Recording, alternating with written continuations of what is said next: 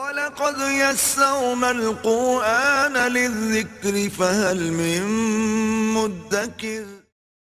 بسم اللہ الرحمن الرحیم۔ آج انشاءاللہ تعالیٰ العزیز ہم قرآن مجید کے 26ویں سپارے کی تراویح میں جو خلاصہ ہے اس کا انشاءاللہ مطالعہ کریں گے۔ اللہ رب العزت نے جب اس سپارے کا آغاز فرمایا تو دو باتوں کو ارشاد فرمایا۔ سب سے پہلی یہ بات ارشاد فرمائی کہ دیکھو ہم تو اس کائنات کے خالق ہیں، اس لیے اللہ ہیں اور رب ہیں، اور ہم اپنے اس دعوے میں سچے ہیں۔ ایک دلیل ہے ہمارے پاس کہ ہم رب اس لیے ہیں کیونکہ ہم نے اس آسمان اور زمین کو پیدا کیا، ہم اس کی پرورش کر رہے ہیں۔ لیکن جو میرے علاوہ لوگ تم چیزوں کو پوجتے ہو، بتوں کو پوجتے ہو یا کچھ ہستیوں کو پوجتے ہو اور ان سے مدد مانگتے ہو، ذرا دکھاؤ کہ انہوں نے کیا پیدا کیا ہے۔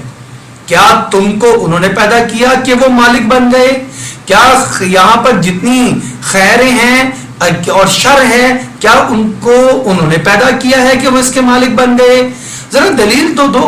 چنانچہ اللہ رب العزت ارشاد فرما رہے ہیں ما خلقنا السماوات والارض وما بینہما الا بالحق، آسمان اور زمین کو ہم نے حق کے ساتھ پیدا کیا، وَأَجَلٍ مُّسَمَّى، اور ایک وقت مقررہ کے لیے پیدا کیا۔ ایک وقت آئے گا کہ ہم سارے کے سارے نظام کو لپیٹ دیں گے۔ اب دوسروں سے یہ کہا قُلْ أَرَأَيْتُمْ، آپ ان سے یہ کہیے کہ مَا تَدْعُونَ مِن دُونِ اللَّهِ، جس کو تم پکارتے ہو اللہ کو چھوڑ کر، ارونی، ذرا مجھے دکھاؤ، مَاذَا خَلَقُوا مِنَ الْأَرْضِ، انہوں نے زمین میں کیا چیز تخلیق کی ہے، ان کا کیا کنٹریبیوشن ہے اس دنیا کے اندر، کوئی ایک چیز بتا دو، دکھا دو، یا تم ویسے ہی ان کو اللہ کے ساتھ شریک ٹھہرا رہے ہو اللہ سے اعراض کرنے کے لیے۔ یہ ایک بڑا اہم پوائنٹ ہے جو لوگوں کو سوچنے پر مجبور کر دیتا ہے کہ رب ہونے کا دعویٰ وہی ہستی کر سکتی ہے یا رب ہونے کا حق اسی ہستی کو حاصل ہے جس نے اس ساری کائنات کو بنایا، جس نے اس کائنات میں بنایا ہی کچھ نہیں، نہ اس کا کچھ مالک ہے، نہ نفع پہنچا سکتا ہے نہ نقصان پہنچا سکتا ہے، بلکہ تم نے اپنے ہاتھوں سے اس کو بنا دیا اور پھر اس کو اتنا بڑا درجہ عطا فرما دیا کہ اس کو اللہ کے برابر نعوذ باللہ تم نے قرار دیا۔ تو ایسی بات احمقانہ تو ہو سکتی ہے، دلیل کے ساتھ نہیں ہو سکتی ہے۔ دوسری چیز جو اللہ رب العزت نے یہاں پہ بیان فرمائی ہے وہ کیا کہ جب یہ دنیا میں ان کے پاس کوئی جواب نہیں ہوگا اور جب آخرت میں جائیں گے تب بھی ایک دوسرے کے مخالف ہو جائیں گے۔ یہاں پر تو گمراہ کرنے والے کچھ لوگ ہیں، ان کے بڑے لیڈران وہ گمراہ کر دیتے ہیں، لیکن آخرت میں جب آمنا سامنا ہوگا تو کیا ہوگا وہ منظر اللہ نے بیان فرمایا وَإِذَا حُشِرَ النَّاسُ كَانُوا لَهُمْ أَعْدَاءَ، جب اللہ لوگوں کو جمع کر دے گا تو یہ آپس میں ایک دوسرے کے دشمن بن جائیں گے۔ وَكَانُوا بِعِبَادَتِهِمْ كَافِرِينَ، اور یہ جن جن کی عبادتیں کرتے تھے ان کا انکار کر بیٹھیں گے، یعنی ہم نے عبادت کرتے تھے اور دوسرا کہے گا ہم نے تمہیں عبادت پہ نہیں لگایا تھا۔ یعنی ایک دوسرے کا اس مشکل وقت میں سہارا بننے کی بجائے ان کی سفارش کر کے دکھ تکلیف اور عذاب کو کم کرنے کی بجائے مزید عذاب دینے کے لیے بد دعائیں کریں گے کہ یا اللہ تو ان کو ڈبل عذاب دے کیونکہ یہ ہماری گمراہی کا باعث بن گئے تھے۔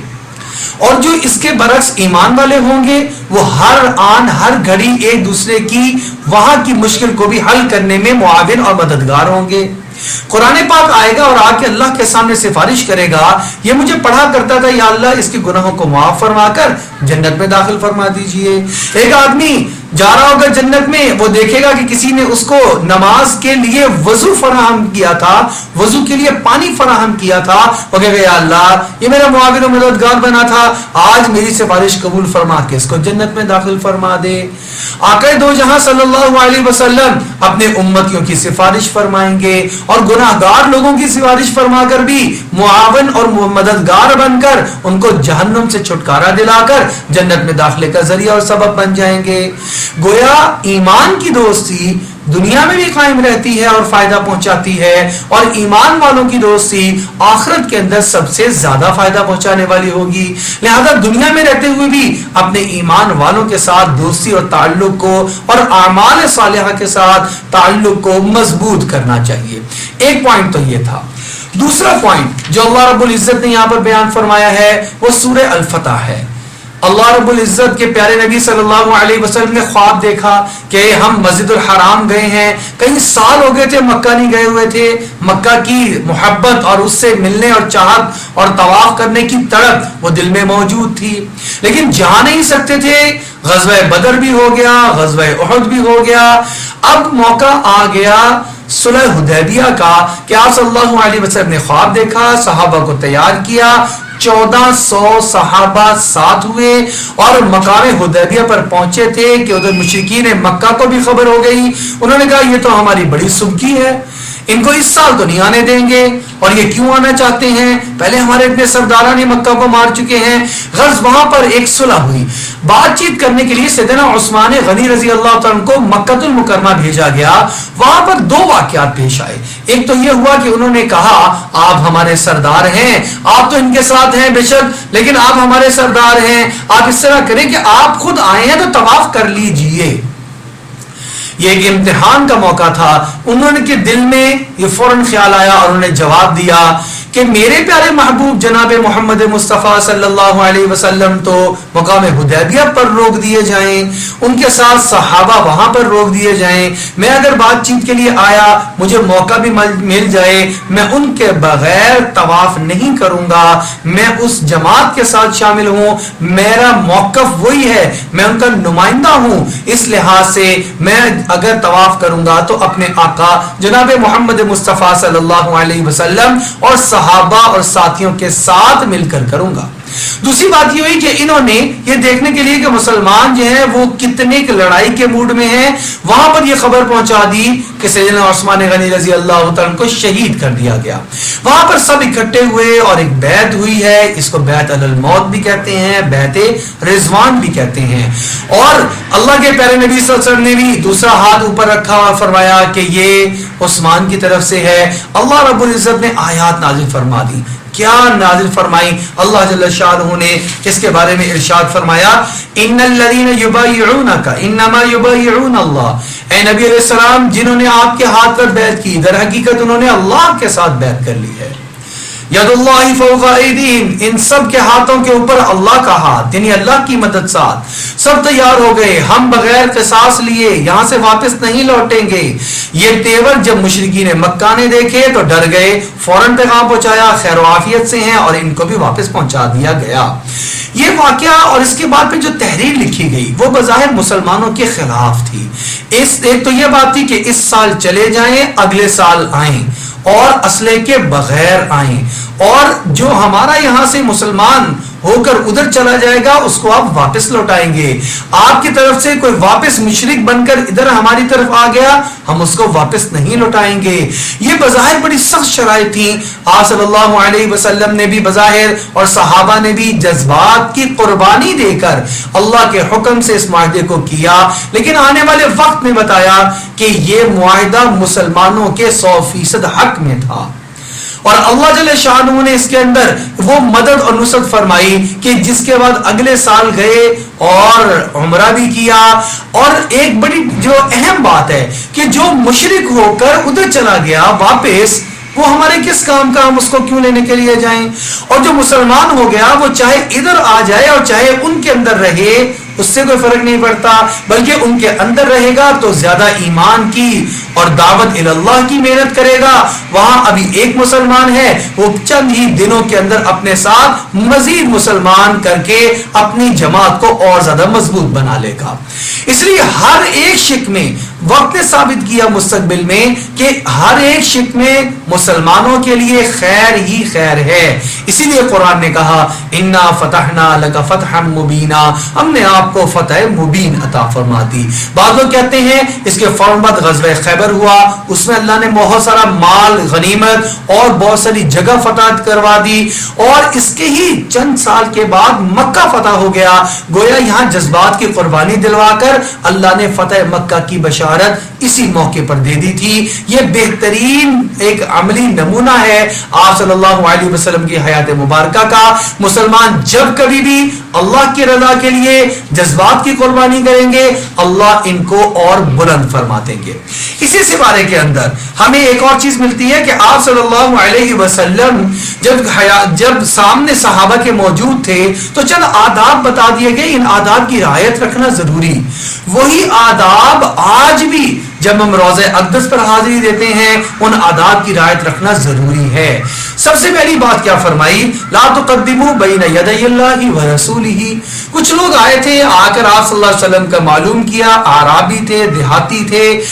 آپ بتایا گیا کہ ابھی وہ گھر میں ہیں تو بجائے اس کے کہ وہ نماز میں آنے کا انتظار کرتے آپ صلی اللہ علیہ وسلم کا، وہ گھر ہی کے چلے گئے اور بار بار اونچی آواز سے کہا یا محمد اخرج الینا، اے محمد آپ باہر نکلیے. آپ صلی اللہ علیہ وسلم آرام فرما رہے تھے. اتنا زیادہ شور کیا کہ آرام بھی ختم ہوا، نکلنا بھی پڑا. آپ صلی اللہ علیہ وسلم کو یہ تکلیف پہنچائی گئی.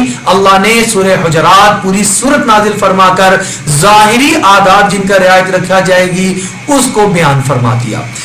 ایک تو اللہ اور اس کے رسول صلی اللہ علیہ وسلم سے آگے بڑھنے کی کوشش نہ کرو، ان کے حکم سے آگے بڑھنا بھی اس میں شامل ہے، چلتے وقت ان سے آگے چلنا بھی اس میں شامل ہے. کسی بھی طریقے سے اللہ کے نبی علیہ السلام سے آگے مت بڑھنے کی کوشش کرو.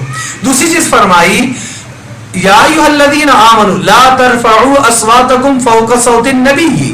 آپ صلی اللہ علیہ وسلم سے گفتگو کر رہے ہو تو تمہاری آواز کا ایک جو لب و لہجہ ہے وہ بھی درست ہونا چاہیے اور آواز کا جو والیوم ہے وہ بھی آپ صلی اللہ علیہ وسلم سے نیچا ہونا چاہیے. آج بھی روزہ اقدس پہ یہ آیت مبارکہ لکھی ہوئی ہے. وہاں پر جب ہم پہنچ کر صلاۃ و سلام پیش کرتے ہیں اس بات کی خیال اور رعایت رکھنی چاہیے کہ بہت زور سے چیخ کر چلا کر صلاۃ و سلام پیش کرنا یہ ادب کے منافی ہے. لہٰذا ہمیں یہ کام نہیں کرنا چاہیے. وہاں پر اپنی تصاویر بنانا، سیلفیاں بنانا، موبائل کال ملا کر اس کا اسپیکر آن کر کے اپنے گھر والوں کی طرف سے بھی اونچی آواز میں صلاۃ و سلام پہنچانا، ان ساری چیزوں کی ضرورت نہیں ہے اور یہ ساری کی ساری چیزیں ادب کے منافی ہیں. قرآن ہمیں آپ صلی اللہ علیہ وسلم کے ساتھ بات چیت کرنے کے، خدمت عالیہ میں، خدمت اقدس میں حاضری دینے کے آداب سکھاتا ہے. اس کے ساتھ ساتھ فرمایا وَلَا تَجْهَرُوا لَهُ بِالْقَوْلِ كَجَهْرِ بَعْضِكُمْ لِبَعْضٍ. جیسا لب و لہجہ تم آپس میں بے تکلفانہ اختیار کرتے ہو ایسا آپ صلی اللہ علیہ وسلم کے ساتھ مت کرنا. کیا ہوگا؟ تمہارے سارے اعمال گستاخی کی بنا پر حبط ہو جائیں گے، ختم ہو جائیں گے اور تمہیں معلوم بھی نہیں ہوگا. اسی طرح آگے ایک اور چیز فرمائی کہ اگر یہ لوگ پکارتے نہ بلکہ صبر کرتے، آپ صلی اللہ علیہ وسلم خود باہر آ جاتے تو یہ ان کے لیے زیادہ بہتر ہوتا. ان کو اطاعت کرنی چاہیے تھی اور صبر کرنا چاہیے تھا. اور اللہ رب العزت نے اسی صورت میں آپ صلی اللہ علیہ وسلم کے بھی جو ہے ظاہری خدمت میں حاضر ہونے کے ظاہری آداب بیان فرما دیے. عام مسلمانوں سے متعلقہ بھی چند باتیں ارشاد فرما دی. مثلا فرمایا یا ایھا الذین آمنوا لا یسخر قوم من قوم. کوئی ایک قوم بحیثیت قوم کسی دوسری قوم کو کمتر مت سمجھے کہ میں چودھری ہوں، میں میاں ہوں، میں راجپوت ہوں، میں بٹ فیملی سے ہوں، میں فلانی فیملی سے ہوں، لہذا میں اعلیٰ ہوں اور دوسری ذاتیں کمتر ہیں. اللہ فرما رہے ہیں کہ کمتر اور حقیر مت سمجھو، نہ کسی کا مذاق اڑاؤ. کوئی قوم کسی قوم کا مذاق نہ اڑائے. کوئی ظاہری عیب دیکھ کر مذاق اڑائیں گے تو اللہ نے فرمایا کیوں؟ عسیٰ ان یکونوا خیرا منہم. ہو سکتا ہے اللہ کے ہاں وہ تم سے بہتر ہوں. اور اس کے علاوہ انفرادی زندگی میں وَلَا نِسَاءٌ مِّن نِسَاءٍ. کوئی عورت کسی عورت کا مذاق نہ اڑائے. خاص طور پہ یہاں پر عورت کا تذکرہ اس لیے کیا کیونکہ ہماری مستورات کے اندر یہ بات قدرے زیادہ ہوتی ہے مردوں سے کہ وہ فوراً کوئی نہ کوئی عیب کی بات کو ڈھونڈ کر اس کے مطابق کوئی نام رکھ دیتی ہیں. تو اس وجہ سے کبھی بھی مذاق اڑانے کی اجازت نہیں ہے، حقیر سمجھنے کی اجازت نہیں ہے. اس کے علاوہ آگے فرمایا وَلَا تَلْمِزُوا أَنفُسَكُمْ وَلَا تَنَابَزُوا بِالْأَلْقَابِ. کسی کے اوپر بہتان تراشی الزام مت لگاؤ اور کسی کا نام مت بگاڑو. کسی کا قد چھوٹا ہو تو اس کو جو ہے نا وہ ٹھگنا کہنا، کوئی ذرا لنگڑا کر چلتا ہو اس کو لنگڑا کہنا، کسی کی آنکھ میں کمزوری ہو اس کو نابینا یا اندھا کہنا، یہ ساری کی ساری چیزیں اللہ کو ناپسندیدہ ہیں. کبھی بھی نام کو بگاڑنا نہیں چاہیے. یہ قرآن کی ہدایات ہیں جو معاشرت سے تعلق رکھتی ہیں. ہمیں آپس میں ماحول اور زندگی کیسے بنانی ہے, اللہ نے ہمیں خود تہذیب عطا فرمائی ہے. اسی میں اس سے آگے فرمایا کہ اکثر گمانوں سے بچو. یا ایھا الذین آمنوا اجتنبوا کثیرا من الظن. اکثر گمان, اکثر خیال ہم کر لیتے ہیں. ہم خود بخود ایک سٹوری اور کہانی بنا لیتے ہیں کسی انسان کو کہیں جاتا ہوا دیکھ کر. یہ فلاں جگہ جا رہا ہوگا, ابھی ایسے ہوگا, ابھی ایسے, کوئی واپس آ رہا ہے, یہ فلانی جگہ سے آ رہا ہوگا, اس نے وہاں یہ کیا ہوگا. اللہ فرمانے یہ جو کثرت سے گمان کرنا اور خیال کرنا ہے یہ اکثر گناہ کی طرف تمہیں لے جائے گا, اس لیے یہ کام مت کرو. اس کے بعد اللہ رب العزت نے یہ بھی ارشاد فرمایا جاسوسی نہ کرنا. تمہیں جاسوسی کرنے کی اجازت, ولا تجسسوا, جاسوسی کرنا. کوئی آدمی کہیں جا رہا ہے, ذرا اس کے پیچھے پیچھے چل کر دیکھو کہاں جا رہا ہے. کوئی آدمی کسی سے بات کر رہا ہے, اس کی جاسوسی میں لگ جانا, بعد میں جا کر پوچھنا کیا بات کر رہا تھا. ہمیں اس بات کی قطعاً ضرورت نہیں ہے. ولا یغتب بعضکم بعضا, غیبت مت کرنا. کوئی مسلمان کسی دوسرے مسلمان کی غیبت مت کرے. یہ کتنا خوبصورت دین ہے جو اللہ نے ہمیں عطا فرمایا, معاشرتی پہلو ہیں جو اللہ نے ہمیں عطا فرمائے. اگر ہم اس کے مطابق زندگی گزاریں گے ہماری زندگی آسان, محبتوں والی اور قدرتوں کو ختم کرنے والی بن جائے گی.